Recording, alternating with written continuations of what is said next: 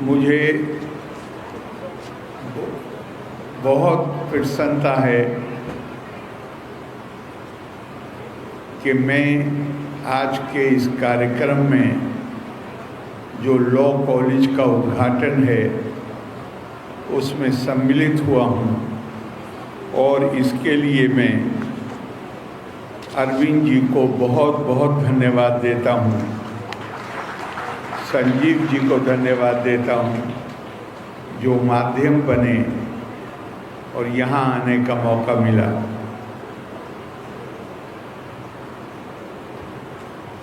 अरविंद जी और इस संस्था के संस्थापक और इनके बड़े भाई जिन्होंने उनके बाद चार्ज संभाला, ये लोग केरला से इनका संबंध है।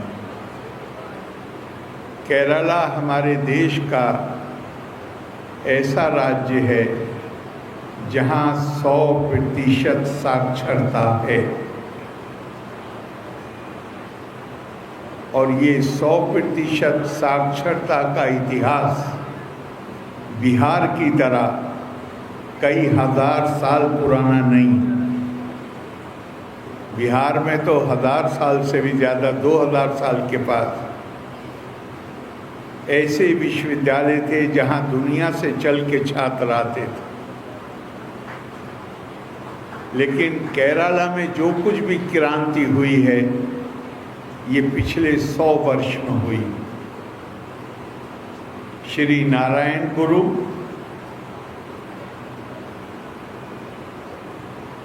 और सेंट चावरा केरला का समाज भी शायद वहाँ की जो सामाजिक व्यवस्था थी वो उत्तर भारत के राज्यों से भी ज़्यादा पीड़ित करने वाली थी। इतनी ज़्यादा कि 100 साल पहले स्वामी विवेकानंद वहाँ गए, 3 दिन रुकने के बाद जिस दिन जा रहे थे कहा ये राज्य नहीं है, ये तो भ्रंतालय है। भ्रंतालय कहते हैं पागलखाने को। चूँकि इतनी ज़्यादा सामाजिक प्रतिबंध थे और स्वामी विवेकानंद अद्वैतवाद के प्रणेता थे जो मानव दिव्यता, मानव प्रतिष्ठा, बंधुता और समता जिसको स्थापित करना जिसका लक्ष्य है, निश्चित तौर पे उनके अंतःकरण को वो सब स्वीकार नहीं था जो उन्होंने वहाँ देखा था, इसलिए उन्होंने कड़े शब्द इस्तेमाल किए। लेकिन केरला के 100 साल के इतिहास में 2 ऐसी विभूतियाँ आईं। श्री नारायण गुरु उस समाज के उस हिस्से से आते थे जिनकी महिलाओं को ब्लाउज पहनने की इजाज़त नहीं थी, लेकिन उन्होंने समाज में कोई कड़वाहट पैदा नहीं करी। उन्होंने खालिस जो मिशन, द्वैत मिशन आपका है यहाँ, उन्होंने अद्वैतवाद के हथियार को अपनाया और कहा कि ये बताओ अहम ब्रह्मास्मि तत्त्वमसि से मानते हो या नहीं मानते। वो अगर कहते शायद कि दुनिया बदल गई है, पश्चिमी देशों को देखो, मुझे नहीं पता कि वो कितना कामयाब हो जाते। लेकिन उन्होंने भारत की एक समस्या थी, उसको भारत की परंपरा और भारत के दर्शन में उसका समाधान ढूंढा और वो ऐसा अपील किया लोगों को कि समाज में कोई तनाव हुए बगैर तथा कथित बड़ी जातियों के लोग श्री नारायण गुरु के शिष्य बन गए, श्री नारायण गुरु के पैर छूने लगे उनके जीवन में ही, और समाज में एक परिवर्तन की लहर दौड़ गई। कैसा परिवर्तन, आपको सुन के आपको आश्चर्य होगा। जो समता का भाव, मानव प्रतिष्ठा का भाव मैंने केरला में देखा, वो मैं आज भी कहता हूँ हमारे सब के लिए, दूसरे राज्यों के लिए हम उसका अनुपालन करें, इसकी शिक्षा देता।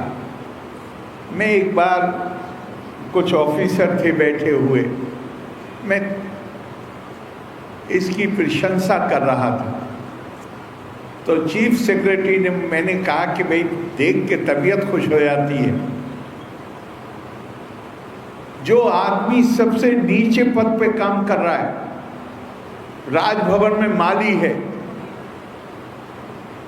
चपरासी है, वो बहैसियत इंसान के, मानव के, अपने आप को किसी से कम नहीं समझता। हाँ, काम बटे हुए हैं, इसमें क्या खास बात। तो चीफ सेक्रेटरी विश्वास मेहता जी थे राजस्थान के, मुझसे कहने लगे, सर मैं आपको बहुत मज़ेदार किस्सा सुनाता हूँ। 4 दिन पहले मेरे ड्राइवर ने मुझसे कहा अंग्रेजी में, कहा सर आपकी और मेरे बीच में क्या अंतर है, what is the difference between you and me, क्या अंतर है आपके मेरे बीच में। आपने आईएएस का इम्तहान लिखा और मैंने फैसला किया कि मुझे आईएएस नहीं बनना है, मुझे ड्राइवर ही पसंद है। वो अपने आप को कम नहीं मानता, ड्राइवर है चीफ सेक्रेटरी का। और महिलाओं में, रास्ता चलती महिलाओं में जो विश्वास नजर आता है, आत्मविश्वास, वो बड़ा प्रेरणादायक। इसी तरह शिक्षा, क्यों शिक्षा केरला में इतने कम समय में 100% साक्षरता कैसे आ गई। वहां पे एक संत थे चावड़ा,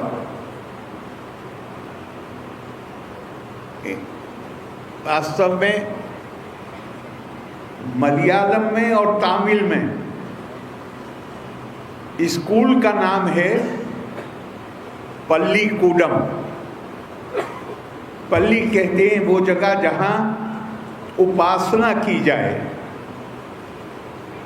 चर्च को भी पल्ली कहते हैं, मंदिर को भी पल्ली कहते हैं, मस्जिद को भी पल्ली कहते हैं। कोई भी पूजा घर हो उसको पल्ली कहते हैं।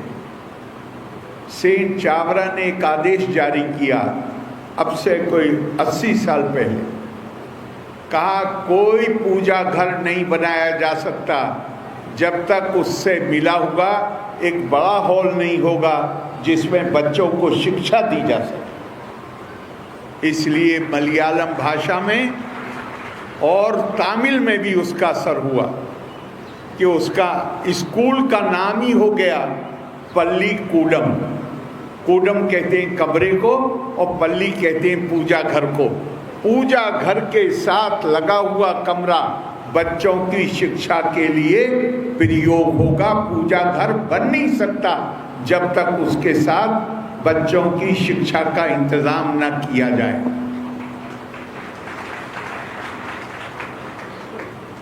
और उन्होंने क्या कहा संत चावरा ने, उन्होंने कहा इसके बगैर तो बनाओगे नहीं अब, और मैं अपना पूरा जीवन केवल और केवल बच्चियों की नारी शिक्षा पर के लिए अपना जीवन समर्पित करने वाला हूँ। अगर लड़कियों को न पढ़ाया गया होता तो 100% साक्षरता 100 साल के अंदर असंभव काम। लेकिन जब माएँ शिक्षित हो गईं तो बच्चों को तो शिक्षित होना ही, उन्हें बड़े विरोध का सामना करना पड़ा। क्योंकि नहीं, मैं तो सिर्फ बच्चियों को पढ़ाऊंगा और हर वर्ग की बच्चियों को पढ़ाऊंगा। जान को खतरा हुआ, उन्होंने कहा नहीं, मार डालो। तो मैं ये बताने के माध्यम से आपसे ये कहना चाहता हूँ, नारी शिक्षा का क्या महत्व है। केरला केरला बन गया नारी शिक्षा के कारण। हम अपनी बच्चियों की शिक्षा को, हम बेटे को प्राथमिकता दें, ये कोई समझ में आने वाली बात नहीं। और ये काम हमारे, अब क्या कहूँ मैं, बदकिस्मती है कि ये काम सबसे ज़्यादा माएँ करती हैं। बेटे को अच्छा खाना खिलाएंगी, बेटी को बचा कुचा दे देंगे। ये इस मानसिकता को बदलने की जरूरत है। आप इतना बड़ा शिक्षा का काम कर रहे हैं, मैं आपका अभिनंदन करता हूँ, आपको साधुवाद देता हूँ। और आप बुनियादी तौर पे आप अद्वैतवाद को मानते हैं। अद्वैतवाद क्या है? भारतीय दर्शन का अगर कोई मर्म है तो वो अद्वैतवाद। अद्वैत, आदि शंकर कम उम्री में निकले केरला से, पूरे देश का भ्रमण किया। पूरा देश राजनीतिक दृष्टिकोण से टुकड़े टुकड़े में बटा हुआ था। मन में चिंता हुई होगी। उन्होंने घूम के पूरे देश में 4 बिहार भी आए। मंडन मिश्रा के साथ जो उनका संवाद है वो यही हुआ है। उनकी पत्नी जिसमें जज थी मंडन मिश्रा की, उन्होंने 4 मठ स्थापित किए पूरे देश में। और चारों हम बड़े गर्व से कहते हैं, शंकराचार्य ने देश की एकता को संगठित करने के लिए, चेतना पैदा करने के लिए 4 मठ स्थापित किए। बिल्डिंगों से एकता नहीं स्थापित होती। आदि शंकर का कारनामा है कि उन्होंने वेदों से, 4 वेदों से 4 महावाक्य लिए और एक एक मठ को एक एक वाक्य दिया, महावाक्य दिया, वाक्य नहीं महावाक्य। एक शाश्वत सत्य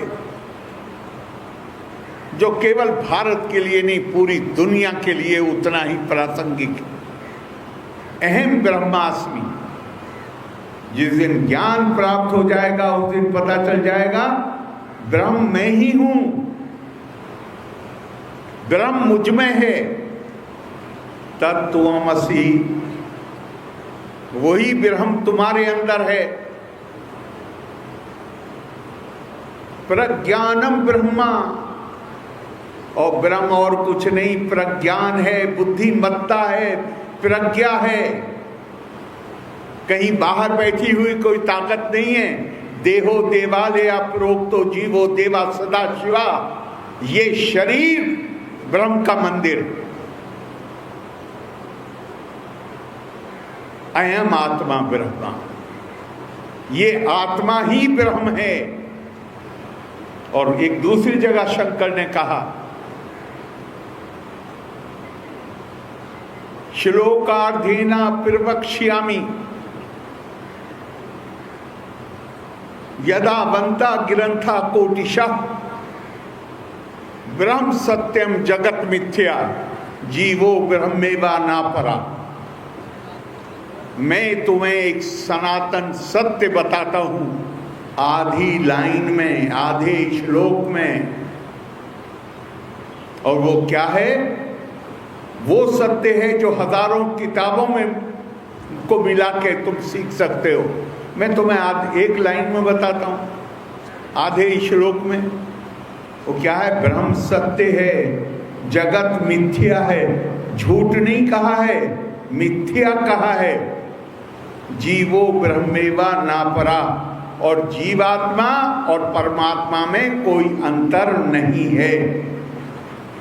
आज की तारीख में मैं नहीं कह सकता कि अंतर नहीं है, लेकिन जिस दिन मुझे ब्रह्म ज्ञान प्राप्त हो जाएगा,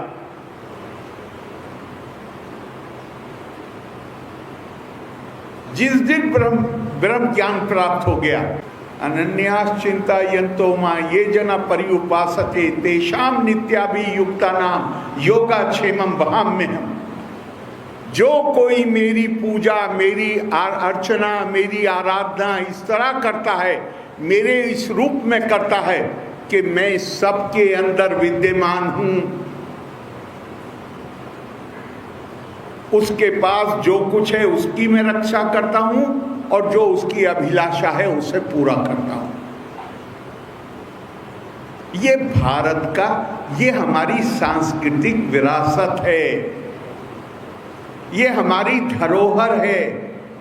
स्वामी विवेकानंद बार बार कहते थे भारत के पास दुनिया को देने के लिए एक संदेश है। पूरी दुनिया में केवल व्यवहारिक रूप में नहीं, सिद्धांत के रूप में हमारा गोरा रंग है, दूसरे हमसे कम हैं। हम ये भाषा बोलते हैं, जो ये भाषा नहीं बोलते वो हमसे कम है। हम इस तरीके से अपनी पूजा पाठ करते हैं, अपनी इबादत करते हैं, दूसरे जो नहीं करते उनके लिए मोक्ष नहीं है। भारत ने क्या कहा? स्वामी विवेकानंद ने पूरा हमारे दर्शन का सार उद्धृत कर दिया जब उन्होंने पार्लियामेंट की, रिलीजन की पार्लियामेंट में शिकागो में कहा, मैं उस देश से आता हूं, उस वक्त हमारी आबादी 35 करोड़ थी। कहा जहां 35 करोड़ लोग अपनी दिनचर्या इस प्रार्थना के साथ शुरू करते हैं, रुचिनाम वैचित्रिया दिर्जु कुटिल नानापज्जुषाम निर्णाम एको गम्यस्तमसी पैसा मर्णव के। प्रभु जिस तरह विभिन्न नदी नाले चश्मे अपने अपने स्रोतों से निकलकर सीधे टेढ़े रास्ते लेते हुए सागर में लीन हो जाते हैं, हम मनुष्य भी अपनी अपनी प्रकृति, अपनी प्रवृत्ति के अनुसार रास्ता तय करते हुए प्रभु तुझी में लीन हो जाते हैं। हमने ये नहीं माना कि अनंत के मुक्ति का, मोक्ष का एक ही रास्ता है। हमने केवल हरि को अनंत नहीं माना, बल्कि हमने कहा हरि अनंत, हरि कथा अनंत। ये ऐसी चीज है जो पूरी दुनिया को अपने दामन में समेट सकती है। पूरी दुनिया भूखी है ऐसे संदेश के लिए जो सबको एक नजर से देख सके। वो संदेश दुनिया में कहीं है तो वो भारत में है, वो अद्वैतवाद में है। तो मुझे इसलिए खुशी है यहाँ आकर कि जब ये कॉलेज ही अद्वैतवाद मिशन ने बनाया है, तो फिर ये अपने छात्रों में भी, विद्यार्थियों में, इस संस्था से संबंधित लोगों में इसी भावना का संचार करने की कोशिश करेंगे, जो वाहक बन जाएंगे इस संदेश को देने का अपने देश में, और आने वाले दिनों में कौन जाने उनमें से कितने विदेशों में काम करेंगे, वो उनका संपर्क होगा, वो वहाँ भी उस संदेश के वाहक बन जाएंगे। एक आते में मैं सोच रहा था कि लॉ कॉलेज में कानून पढ़ाया जाता है, विधि पढ़ाई जाती है। पार्लियामेंट में क्या होता है? कानून बनाने का काम होता है। असेंबली में क्या होता है? कानून बनाने का काम होता है।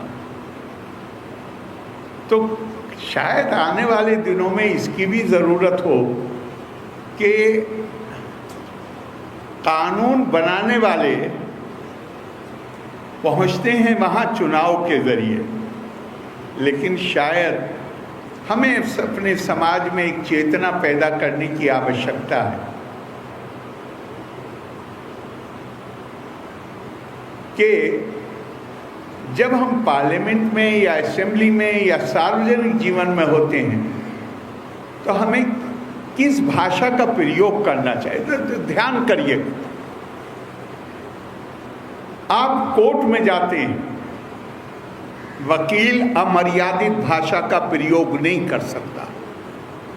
अगर करेगा तो कंटेम्प्ट ऑफ कोर्ट होगा, जेल भी जाना पड़ सकता है।